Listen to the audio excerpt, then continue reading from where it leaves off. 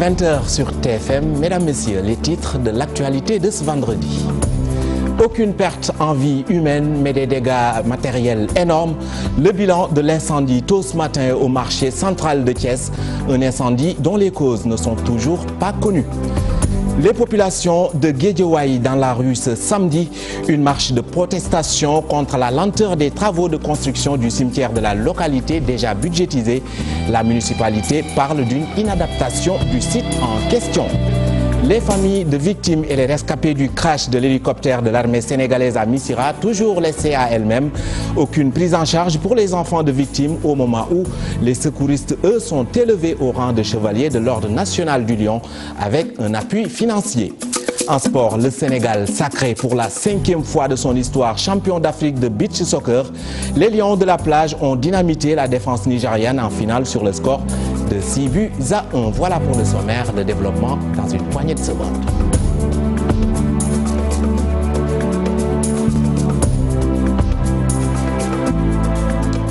Merci de choisir TFM pour vous informer. Bienvenue, bonsoir à tous. Des cantines et des caisses contenant du poisson emportés par les flammes. C'est le bilan de l'incendie qui s'est déclaré tôt ce matin au marché central de Thiès. Les soldats du feu ont dû déployer les gros moyens pour éteindre le feu. Un sinistre dont l'origine reste pour le moment inconnue. Cheikh Anta Diop, c'est la tire. Des caisses de poissons calcinées, des cantines parties en fumée. Le décoratrice au marché aux poissons de Thiès, communément appelé marché Sam. L'incendie s'est déclaré tôt ce matin. Les sapeurs-pompiers, aussitôt alertés, ont déployé de gros moyens pour maîtriser le feu. 2 tours d'horloge ont suffi pour faire face à la furie des flammes. Au marché du poisson, un incendie s'est déclaré. Nous avons été alertés à 6h55. Alors, nos secours étaient sur les lieux à 6h59. Arrivé sur les lieux, réellement il y avait un feu de marché. Notre idée de manœuvre était d'abord de cerner le feu avec un circuit de lance et voilà, foncer avec ce système jusqu'à éteindre le feu. On ne peut pas vous faire un état exhaustif des dégâts, mais en tout cas les dégâts sont peu importants. Ce qu'il faut souligner, c'est qu'il n'y a pas un dégât humain. L'œil vigilant du maire de la ville de Thiès Talla Sylla et du préfet, les opérations de secours ont été menées avec rigueur. Le porte-parole des commerçants revient sur les faits.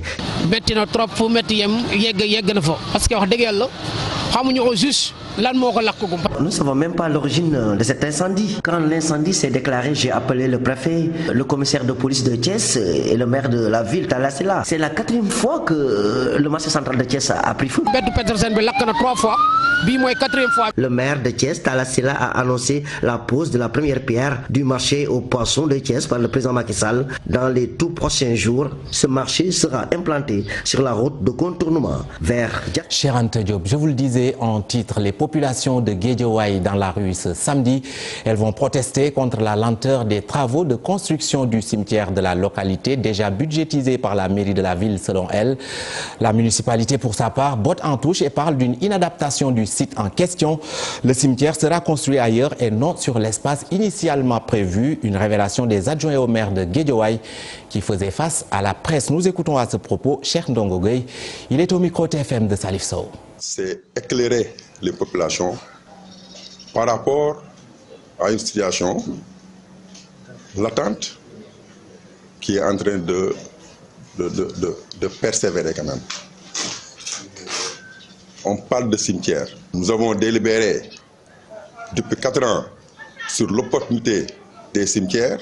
L'État nous avait attribué un espace de 14 hectares.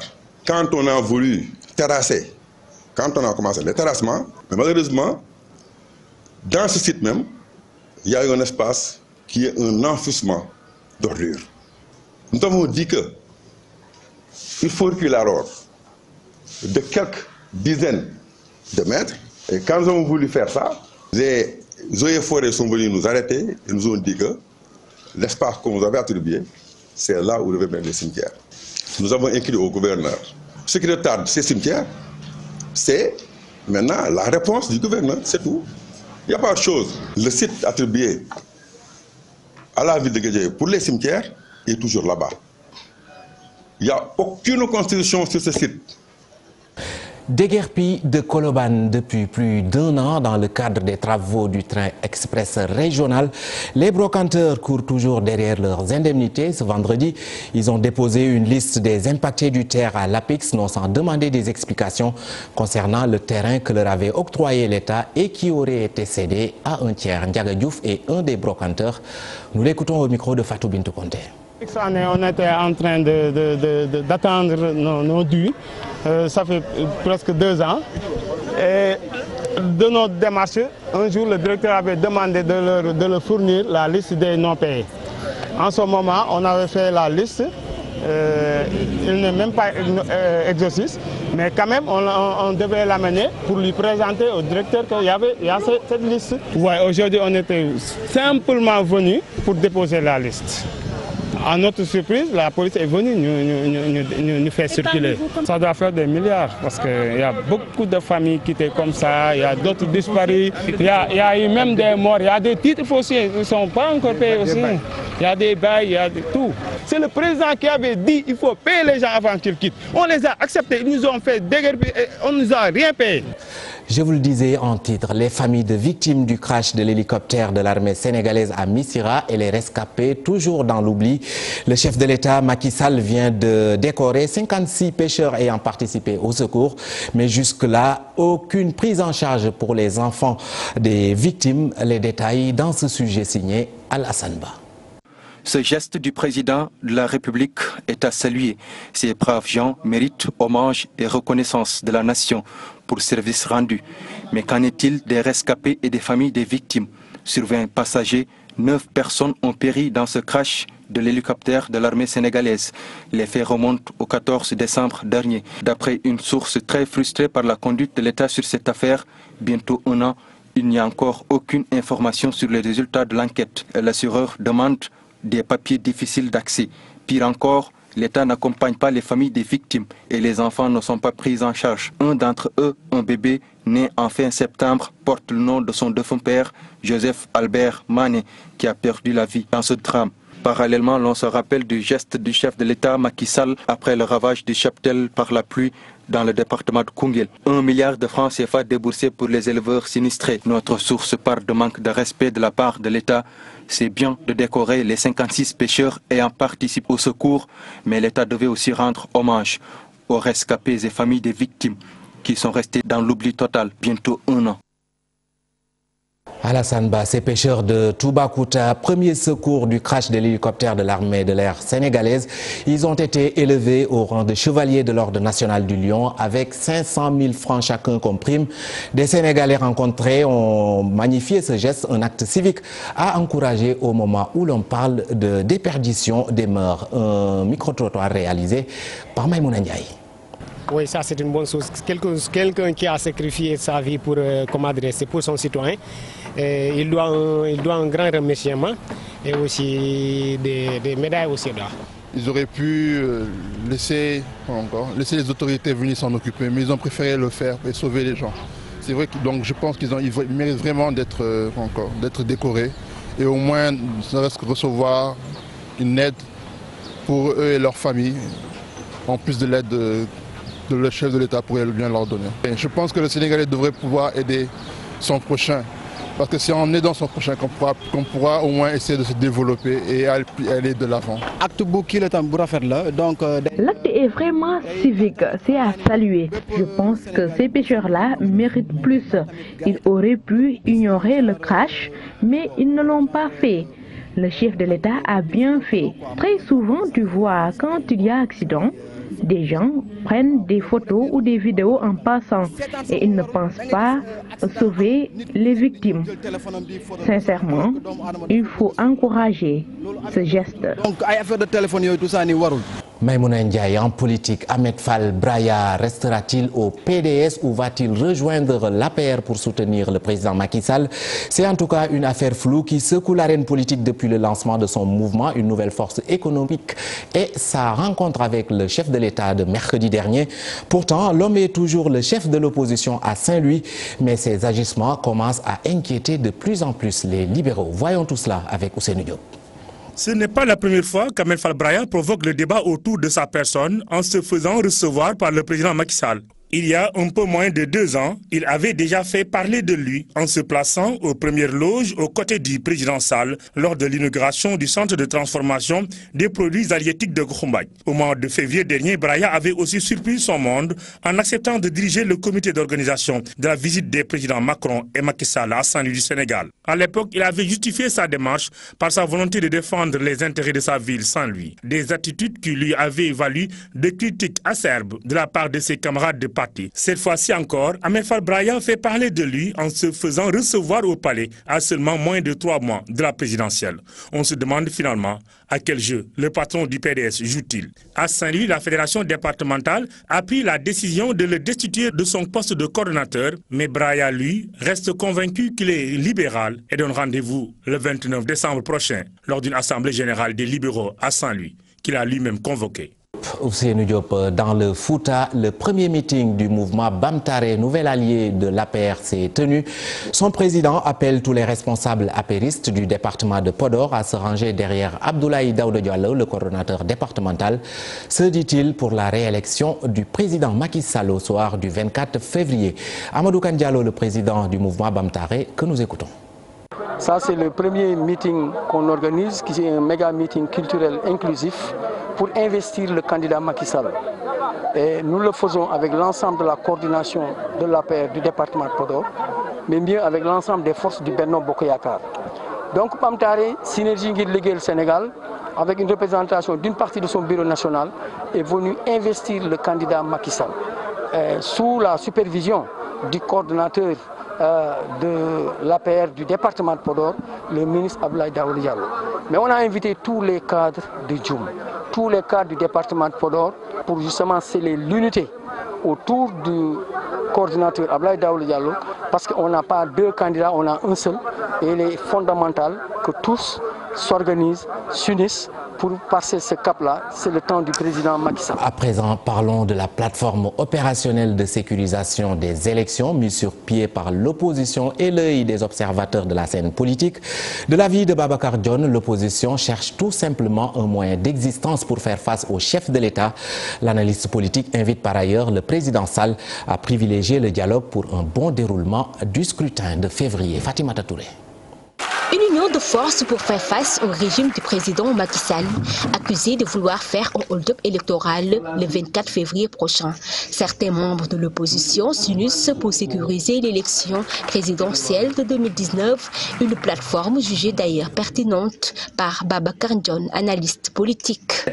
Ce qu'il y a lieu de dire, c'est le président Macky Sall qui a créé les conditions de ce rassemblement de l'opposition. Qui est obligé de réagir pour faire face aux exactions du régime. Il y a également le ministre de l'Intérieur qui est en train, Ali Mouidiaye, qui appartient à la paix, donc qui est en train d'organiser les élections, alors que ce n'était pas le cas depuis Abdou Diouf. Alors il y a donc tout ce cocktail-là, créé donc par Macky Sall, qui pousse l'opposition à donc réagir. Un changement de stratégie du chef de l'État est obligatoire pour l'analyste politique. Le président Macky Sall doit savoir que son rôle, son principal rôle, c'est d'organiser des élections transparentes et crédibles. Ça, c'est le chef de l'État. Mais malheureusement, ce qu'on constate, c'est que c'est un chef de parti qui crée donc des événements. Parce que ce qu'on est en train de voir depuis quelque temps, ce n'est pas le chef de l'État. On voit plutôt le chef de parti. L'organisation de l'opposition, certes pertinente, mais présente des failles. Le fait que cette plateforme vienne un peu tard, ça pose problème par rapport au processus électoral. Parce qu'il ne faut pas qu'on perde de vue que le scrutin, c'est essentiel, mais en amont également, c'est tout le processus électoral qui est important. Malheureusement, à 2 mois presque des élections, je crains que le président Macky Sall ne puisse pas changer plein de choses au détriment, bien sûr, de cette opposition. À noter que PDS n'adhère pas à cette plateforme de sécurisation de l'élection présidentielle, ce qui s'explique, selon Babacar Dione, par le fait que le PDS se bat pour l'éligibilité de leur candidat, Karim Meïssa Wade. L'actualité de ce vendredi, c'est aussi la société civile qui lance ses assises nationales. Une occasion de tirer un bilan, procéder à un diagnostic et tracer des perspectives d'avenir. Plus de 750 ONG prennent part à l'initiative. D'Issa Prera, Mohamed Dieng. Tout est parti d'un constat des acteurs de la société civile sénégalaise. 2014, c'est à la suite d'une introspection. qui exigeait au regard de la situation économique et sociale de notre pays de réfléchir afin de pouvoir donner une orientation nouvelle aux organisations de la société civile. Assises de ce matin, les assises nationales, cette dynamique de ces assises nationales de la société civile peut se résumer à cela. Donc d'où nous venons, où nous en sommes et où nous voulons aller. Léthargie des organisations, crise d'orientation ou manque de perspective face à de nouvelles situations politiques et économiques, ONG et associations citoyennes veulent repenser leur mode d'action, ajuster leur comportement, mais aussi mettre en jour les combats à mener. Et la société civile existe depuis lors. Maintenant, ce qu'il y a à faire, c'est de l'organiser davantage pour qu'elle soit beaucoup plus représentative et qu'elle puisse dire son mot aussi sur toutes les questions concernant aujourd'hui la gouvernance locale. À notre avis, nous avons pensé qu'il était temps que nous puissions faire une introspection, mais au-delà de ça, essayer de mieux définir notre identité de société civile. Des assises pour remobiliser les différents segments de cette société civile. À l'issue de ces rencontres, des rapports seront rédigés et des actions mises en place. Un atelier de lancement qui va mettre en place les organes de gouvernance de ces assises, mettre en place un bureau des assises, des commissions, la commission scientifique, d'autres commissions thématiques qui permettront à nos organisations d'aller réfléchir davantage et de produire des rapports. Ces rapports, effectivement, seront utilisés dans un mois dans le cadre d'une restitution au niveau de la plénière des assises qui va prendre 3 jours et qui regroupera 500 participants de toutes les régions du Sénégal. Elles sont près de 750 ONG et associations de la société civile à prendre part à ces assises. Des rapports sont attendus après la mise en place des différentes équipes de travail. Dissa Préra, après 2 jours de réflexion sur les opportunités pour améliorer la productivité en Afrique, le rideau s'est baissé sur les assises africaines de l'intelligence économique. Au total, 150 participants venus de 20 pays d'Afrique et d'Europe ont pris part à cette 3e édition tenue à Dakar, 10 ans après sa mise en place. Habib Faye et Mardien. 150 participants venus de 20 pays d'Afrique et d'Europe ont assisté à la 3e édition de ces assises. Des débats sur la transformation digitale ont été au centre des ateliers organisés par l'intelligence économique. Le principe de ces assises, c'est que les gens puissent se rencontrer. C'est devenu vraiment le rendez-vous incontournable de la profession, des praticiens, des théoriciens, des experts en intelligence économique sur le continent africain. On a eu la chance ici pendant 2 jours devant une assistance très intéressée d'après les premiers retours qu'on a eus, et plus d'une centaine de personnes ici, d'avoir des retours d'expérience en intelligence économique dans différents pays subsahariens. Elles se sont tenues à Dakar, les assises africaines de l'intelligence économique. Objectif, fournir des informations fiables et utile. La matière de base, la matière première, c'est pourquoi on parle d'intelligence économique, c'est essentiellement l'information dans sa dimension collecte, d'abord recherche, collecte, analyse, exploitation et surtout protection. Et quand je dis information, il s'agit surtout de l'information stratégique, l'information utile dont on a besoin et bien entendu à des fins essentiellement économiques. L'intelligence économique au cœur de la transformation digitale, thème de cette année. Après sa mise en place en 2008, voilà 10 ans après, Dakar abrite ces assises qui ont permis de discuter sur les opportunités offertes pour améliorer la productivité et optimiser le processus de prise de décision en Afrique. Développer l'artisanat et promouvoir le savoir-faire sénégalais en matière de cordonnerie, c'est l'objectif de la 2e phase du programme de formation des jeunes en Italie en maroquinerie de luxe. La cérémonie de lancement s'est tenue ce vendredi en présence de Maodo Malik Bey, directeur général de l'ANOMO. Aïssatou Paye, Amadouba. Ils sont au nombre de 15 jeunes artisans, tous sélectionnés pour une formation en maroquinerie de luxe en Italie. Formation destinée à renforcer leurs capacités. Nous avons voulu prendre en charge de manière holistique la question de l'insertion liée au renforcement du capital humain, cher au PSE du président de la République Macky Sall. Et c'est une expérience intéressante car c'est de manière intégrée que des démembrements de l'État sont venus nous accompagner pour donner la chance à des jeunes Sénégalais. Parce qu'il faut le rappeler, les jeunes Sénégalais ont le don de tous les métiers. Mais il leur manque ce qu'on appelle la finition. Il leur manque un savoir-être. Il leur manque également un savoir-faire. Une fois certains fondamentaux acquis, la qualité de l'offre améliorée, le Made in Sénégal va pouvoir participer au développement de l'artisanat. Avec la formation des jeunes qui doivent aller aujourd'hui en Italie pour acquérir de nouvelles connaissances, se conformer aux standards internationaux, mais aussi renforcer leurs capacités en passant par la validation des acquis de l'expérience pour nous permettre au retour d'implémenter ici au Sénégal une unité de cordonnerie et de sénégalerie. Mamadou Djemé fait partie de ceux qui vont bientôt rejoindre l'Italie pour la deuxième phase du programme de formation. Il voit déjà son savoir-faire amélioré. Nous sommes contents de participer à cette formation, certains que nous en sortirons bien outillés pour la pratique. Des titres de voyage et des bourses en formation ont été attribués à chacun de ces artisans lors de cette cérémonie de lancement de la seconde phase du programme de formation des jeunes en maroquinerie de luxe. À quelques jours de la célébration de Noël, le décor des magasins, rues et artères de Sandaga a complètement changé. Les magasins et boutiques sont approvisionnés en sapins, cadeaux et autres objets de décoration. Mais pour le moment, ce n'est pas encore le grand rush, constatent les commerçants.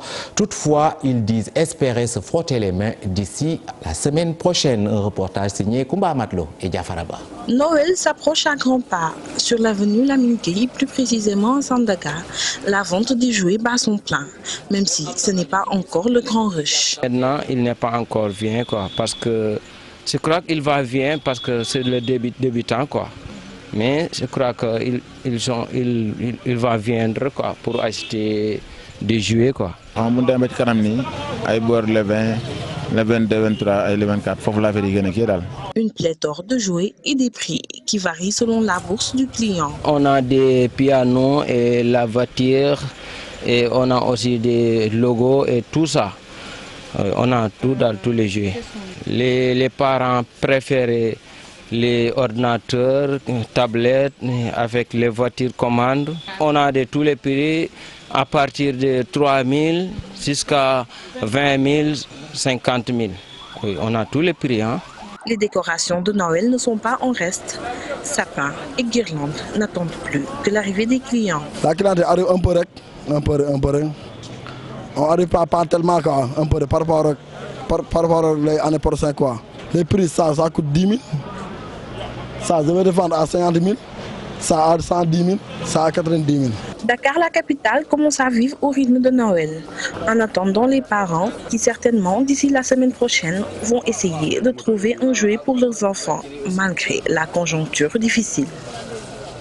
En culture, Terroir, c'est le nom du nouvel album de Coumba Gawlo Seck, un album composé de 12 titres qui traverse le Sénégal de la Casamance au Sine Saloum en passant par la région orientale. À travers son œuvre, la diva, comme on la surnomme, met en valeur les chansons traditionnelles des différentes ethnies dans leur langue d'origine. L'artiste a procédé à la cérémonie de dédicace de son nouveau produit. Suzanne Seck et Mardien y étaient.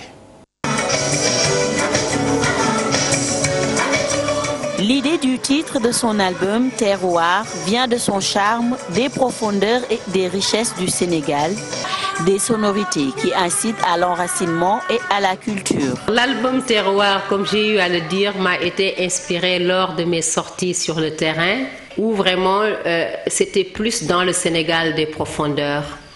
Je me suis rendu compte combien notre folklore national était riche, et combien le Sénégal des profondeurs avait cette chaleur humaine qui nous manquait dans la capitale. Terroir, qui veut dire terroir en français. Tekgi ou le silence, un titre qui réveille l'émotion chez l'artiste. Coumba Gawlo dédie ce morceau à son père, Laye Bomba Seck.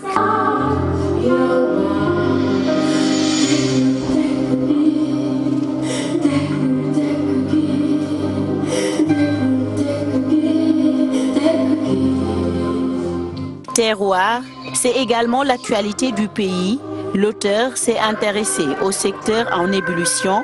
Elle appelle les acteurs politiques, religieux et sociaux à s'unir autour de l'essentiel. Il y en a qui meurent avant d'arriver à l'hôpital. Je me dis, où sont les priorités? Quand aujourd'hui, je vois les étudiants passer presque toute l'année à faire des grèves, ou dans les écoles, il y a des problèmes, bien que les étudiants aussi doivent des fois savoir prendre sur eux, je me dis, où sont les priorités? Et tant d'autres problèmes. Je me suis dit qu'il était bon de rappeler un peu où sont les priorités. Parce que les vraies priorités dans un pays, pas seulement au Sénégal, dans un pays, c'est l'éducation, c'est la santé, c'est la paix et la cohésion sociale, donc la sécurité des populations. Cet album de 12 titres, sorti le 7 décembre dernier, riche en émotions, est un voyage de sensations au cœur des spécificités culturelles du pays. C'est un retour aux sources musicales dans lesquelles Kumba Gawlo chante la richesse du patrimoine national et vante le brassage ethnique et culturel. L'actualité sportive à présent et nous parlons Coupe d'Afrique des Nations de Beach Soccer édition 2018. Le Sénégal décroche son 5e titre continental et va disputer pour la 7e fois une Coupe du Monde de la discipline. Ce sera en 2019 au Paraguay. Les Lions de la plage ont été sans pitié devant le Nigeria. 6-1, c'est le score de la finale qui s'est joué ce vendredi. Voilà, c'est la fin de cette édition. Merci de l'avoir suivi. Bonne suite des programmes sur TFM. Bonsoir.